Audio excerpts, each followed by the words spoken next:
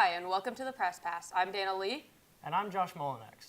Josh, you've had a full 4 days to recover. It looks like you're finally starting to thaw out after Butler's Saturday football game. It was a cozy 19 degrees when you got there.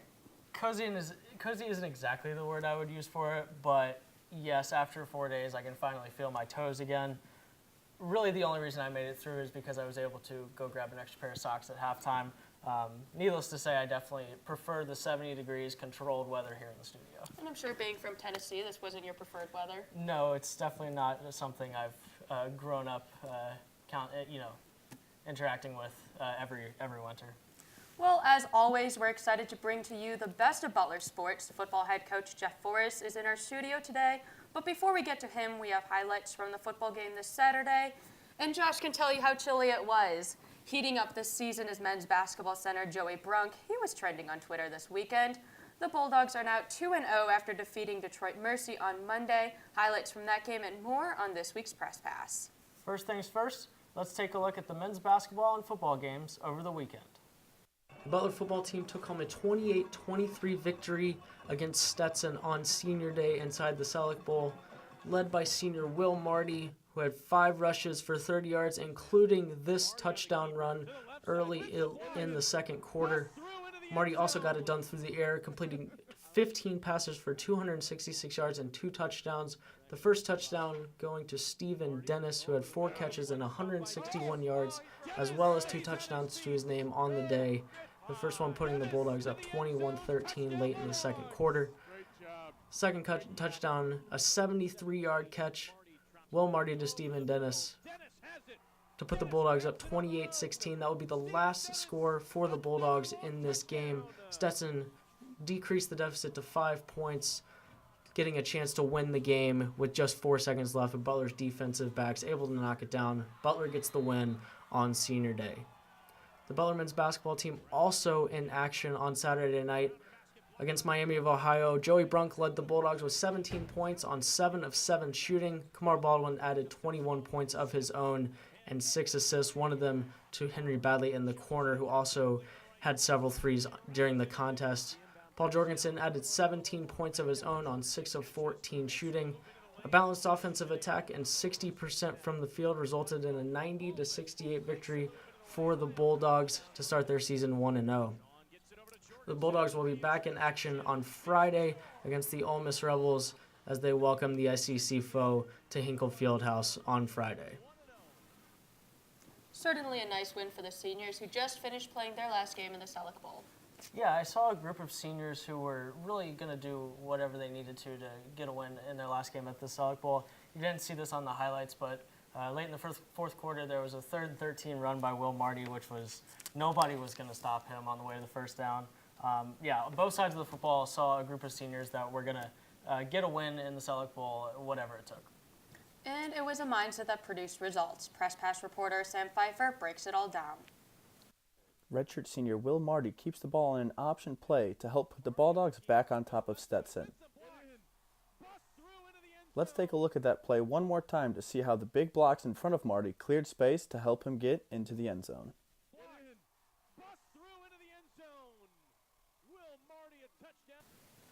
We saw Will Marty get a block there, and he definitely returned the favor a couple of times on run plays through some pretty big blocks of his own. But, a mindset that definitely willed them to a win, and that run was a big part of it. We'll have deeper analysis of that game coming right up. Joining us now is Press Pass reporter Josh Doring. Typically, you can find both Joshes exchanging takes on every sport debate imaginable. Finally, we decided to bring them both in the studio. Josh, thanks so much for being here. Thanks for allowing me to come. Now we will finally have video evidence to settle all of this once and for all, obviously in favor of me. In favor of me. Video evidence, not in his favor. But we will have video evidence, just video evidence that you're wrong. Lots at stake here. We just saw highlights from football's last home game. Sam did a deeper analysis from that win over Stetson. And Josh, you obviously made a halftime run to go get socks, but watching the game as a whole, what was something that you saw? What impressed me was Butler's ability to control the first half and specifically get on the board first in the first quarter. During their 5-game losing streak, it was something that they weren't able to do. And playing from behind for the whole game is just, it puts a lot of pressure on everybody when you're ahead, when you get a chance to score first, you're just able to relax. They were able to win the first half ultimately go on to win the game. So it's always helpful that you're able to play from ahead instead of behind. I'm actually in agreement with Josh on this one. The difference was the Butler avoided digging themselves a hole. They were down 21-0 against Dayton, 34-0 against another opponent in PFL play. This time they were able to stay right there with Stetson. They had that confidence going into halftime, knew that they were right in this game, and then were able to make those plays down the stretch late in the fourth quarter. Josh talked about Will Marty's run. That made the difference. They were able to make those key plays late to pull out the victory. Football wraps up this weekend, but women's basketball is just getting started. Last year, 95% of the team's scoring came from 6 players. Does the team remedy that this season? I sure hope not, because bench production is going to be one of those things that helps them take a step towards being over 500 overall. They've had a couple years of moving in the right direction, but bench performance is really something that's going to continue to take a bigger step. A microcosm of their year last year was really their final game of the season against Marquette in Big East play, Big East tournament play, should I say. Only 24 minutes combined between the bench players, only 6 shots taken. That's just not a recipe for success, specifically in postseason play, but just overall success throughout the season. In their first game this year, bench players took 18 shots and scored 22 points. So getting that sort of confidence and comfortability coming off the bench, knowing that you're there to score, you're there for a reason, is something that we hope continues to turn in the right direction. One of those players I'm really interested to see what she can offer is Ashanti Thomas. Ashanti was a former top 100 recruit in the country. Started 29 games her sophomore season at Penn State before she decided to transfer and sat out last year.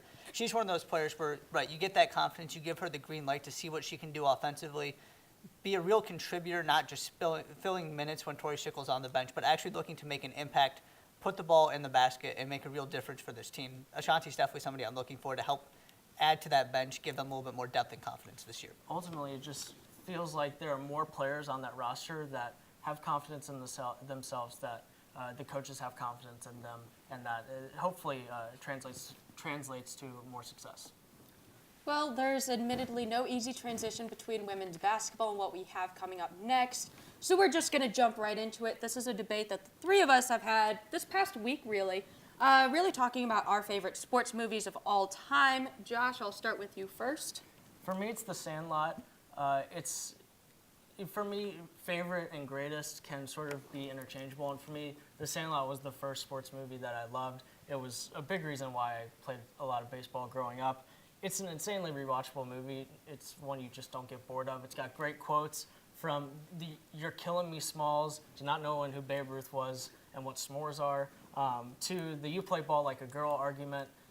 Iconic quotes, legendary movie. It's got my vote. Mine is not my favorite movie because I think these are 2 different things, but the greatest sports movie of all time is Miracle. It's got that important combination of the entertainment value of an underdog story that everybody wants to see, everybody wants to cheer for the underdog, with also being an incredible true story in and of itself. That puts it on top. And then, of course, you can't forget about the speech by Coach Herb Brooks. It's got everything going for it. Definitely the greatest sports movie ever created. I feel obligated to add my own pick here, and I'm going to throw Moneyball out there because it hasn't been discussed yet. Here's the issue with Moneyball. Moneyball was my favorite sports movie when it came out. But there's always going to be a difference between books and movies. Movies can't do the whole story justice. There's just not enough time. But there is a major issue when it comes to Moneyball. It does not begin to do justice to Billy Beane, the Athletics, what they did. It simplifies it in a way that is just not fair to them.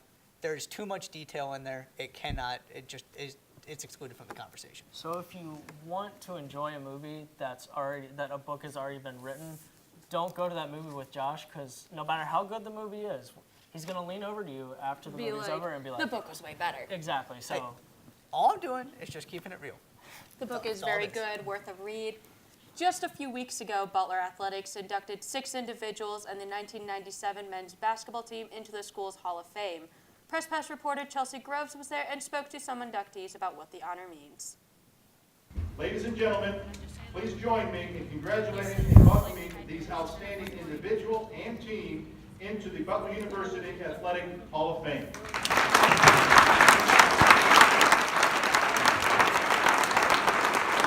Waited till The Butler University Athletics Hall of Fame was indeed a special night. The 28th Hall of Fame class inducted former men's golfer Brett Adkin, football player Nick Batalis, men's basketball player Darren Folks, men's lacrosse player Corey Cahoon, baseball player Pat Neshek, the entire 1997 men's basketball team, and the Special Service Award recipient, Ralph Reef. I got the chance to meet up with a few inductees. I had a lot of great memories here when I graduated way back in 1995. I can easily say that my time here at Butler and playing golf for the Butler golf team was some of the best moments of my life. And thanks for everyone for giving me this honor. It's just a good feeling because those years when I was here at Butler were very formative as far as basketball, because I didn't know when I came to Butler. I had heard about the intense the intensity that the people of Indiana have for basketball. And it was very, very true. And this passion and desire that they had, I caught it. And I believe that helped me to become the player that I was. So I'm very grateful for that. I'm grateful that I came to Butler, that they offered me a scholarship, and that I was able to be the best player I was for them. When you start working someplace, you never have any expectation about awards or recognitions. It's all about doing your job, and I had the great honor of taking care of athletes and also teaching and being a part of the academic programs, and it's just been a fantastic journey. There's no question that I was strongly influenced as a young professional by a lot of people who did things the right way, and so it really means a lot to be recognized by this university for the time that I spent here and the journey that I was on with Butler University. Thanks, guys. I'm joined by Associate Athletic Director of Development, Ken LaRose. And Ken, the night was extremely exciting. Former inductees, the inductees from this year. How was the night in your eyes? It was a great evening. It's always a fun evening, one of the better times of the year, where we get to honor and celebrate the best of the best. When you think about it, that these guys were chosen by the committee, but a lot of people have input. Any former athlete can have input on nominating somebody, but it's a pretty stringent type of criteria and a selection process. So the people here tonight and that night were the best of the best, and it's neat to hear them be appreciative, as you could tell from the speeches there, and it's nice of them to recognize and tell some stories. And you were also the former football coach here from 92 to 2001, inducted in 2007. So being back there on that night, I mean, were your emotions pretty high too, yourself? It makes you proud, and it's truly a family there, everybody's family who's being inducted personally, but also the Butler family, and it's neat to be, it's kind of like winning the Heisman Trophy when you've got that certain fraternity that you belong to. So all the people on stage that evening, and then we've got over 200 individual athletes and, like 12 teams that have been inducted, and to say that you're part of that and, one of the best is a pretty special honor. Yeah, so that's all we have the time for today. And for the Butler Press Pass, I'm Chelsea Groves. Back to you guys. Thanks, Chelsea. Our interview this week is Butler head football coach Jeff Voris. In his 13 seasons at Butler, Voris is a third all-time in career wins and is the only school head coach to win a postseason game. As a student, Voris was a 4-year starting quarterback at DePaul University, where he still holds numerous offensive career football records. After getting his coaching start as a graduate assistant at Illinois, he took over as head coach at Carroll University in 2001. Voris spent the next 5 seasons at Carroll until he came to Butler in 2006. Now joining us in the studio is Jeff Voris with Press Pass reporter Sam Barish. Thanks, Dana. Coach, pleasure to be with you. Great to be with you. You guys are coming off a statement win this past weekend against second place Stetson in the Pioneer League. Why don't you take us through what went right for you guys this weekend? Well, it all started with the senior week preparation. Your execution is all based on how you practice. And we've been close. We've been a play away a couple times in that stretch, and we had a bunch of guys that were going to be coming out of the tunnel for the last time, so they were all in and invested like they'd been all week.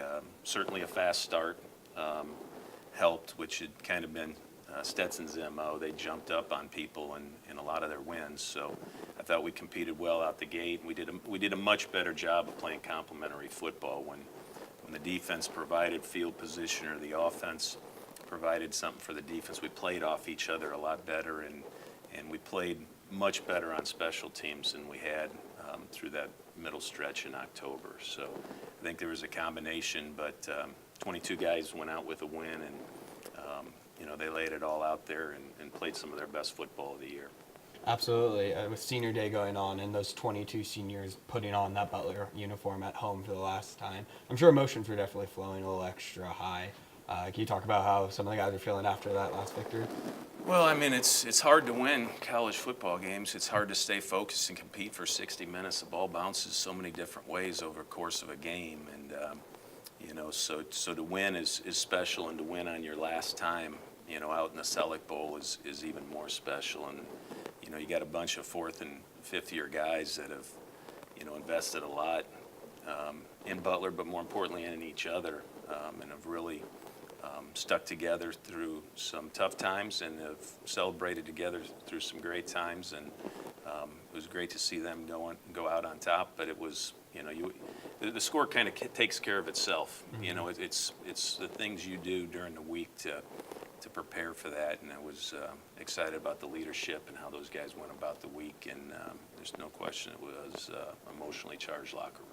Absolutely. You talk about the leadership and kind of that 4 or 5 year growth you see in these players. One in particular stands out to many Butler fans, Pace Temple, as you've been his head coach over the past 4 years and really get to watch him grow to be the all-time career yards leader at Butler. What has it been like to be his head coach over the past couple of years? I mean, he's awesome. You knew the day he walked in, he was a really, really good football player. He's even a better person, and he's really done a great job of not just developing his game, but understanding that he's a piece of the puzzle and how he fits in the whole thing. And it can be a tough year when you sit there and many times in passing situations they're doubling him and taking him out of the ball game, but he understands how people are defending him, how it opens up other things, and that's where you've seen the tight ends and the other receivers in the backs, and some of those guys have success because of how they're defending him. So he's the ultimate teammate. He works at his craft. No one that I've coached loves the game any more than he does, and is any more competitive a person. But he's one of those guys from day one that you knew was going to be special, and he didn't waste the opportunity. He spent a lot of time working on his craft and fitting in with the locker room to make not only his time here successful, but all the other guys around it. Absolutely. I mean, he had that one catch during Saturday's game. It was going along the far sideline where I was sure the defender had it picked off, and he just rips it out of the defender's hand at the last second early on. I mean, he was practically unguardable. He was a fun time to watch. Definitely. Yeah, and it's the teammates get spoiled because that happens every day. Mm-hmm. He makes those plays every day. I mean, he's good for one or two of those, like how did he catch it type plays a game, but you get that every day in practice because he doesn't take a play off, and he wants to be out there. So yeah, he's been a special one to have in the program, and he'll be one of those Bulldogs that'll be remembered for a long time. Absolutely. And so then kind of looking forward to this offseason, you guys are obviously going to lose a few key offensive and other few key senior players this season. But at the same time, you also have some returning players that really could step up. Redshirt junior Brad Schneider, he was being featured a lot in Saturday's game in the Wildcat. Who do you really look forward to see step up this offseason and kind of start to fill in those pieces to the puzzle? Right. It's so far away. We're so focused on Davidson right now and trying to get one more win for this group, which would be a great way. It would be a great springboard into the off season, like you're talking about for the group coming back. But we have a bunch of guys that are really going to affect Butler in a positive direction moving forward, and there are a ton of players in our freshman and redshirt freshman class that no one knows anything about that might be as good or better than some of the guys you've been watching over the last couple of years. So we're excited moving forward, but we're mostly looking forward to this weekend to let this group go one more time and play a real tough Davidson team that nearly rushed for 800 yards last week against San Diego. So it's going to be a real challenge, but one our guys are preparing for, and it's one we look forward to. Definitely. And finally, Coach, something me and the other broadcasters noticed in Saturday's game, it was kind of interesting how on the entire Butler roster there wasn't anyone from Florida, and on the entire Stetson roster there wasn't anyone from Indiana. So we were just kind of curious, as Butler itself as a school is beginning to expand, do you hope to maybe one day start to expand recruiting down south a little further? We already have. Certainly a good chunk of our league is in the South. Mm-hmm. So we have guys through the Carolinas and Georgia. So we've been in the South a little bit more recently, and then there's a good handful of guys from the East Coast with the rest of the sports playing in the Big East. There's a draw that way. So certainly we are looking to expand the footprint as Butler continues to grow. But for the most part, we're kind of based here in Indiana and Chicago and Cincinnati and Midwestern group of guys. But we're going to go find those guys that want to do it the Butler way and see the value of the Butler education and the resume and the network and the experiences they're going to gain from being a part of this community. Absolutely, I couldn't agree more. Well, appreciate it, Coach. Always a pleasure. Yep, thank you for having me. Back to you, Dana and Josh. That's all the time we have this week. Join us next month for our final show of the semester. This has been the Press Pass. We have our credentials, and now you have yours.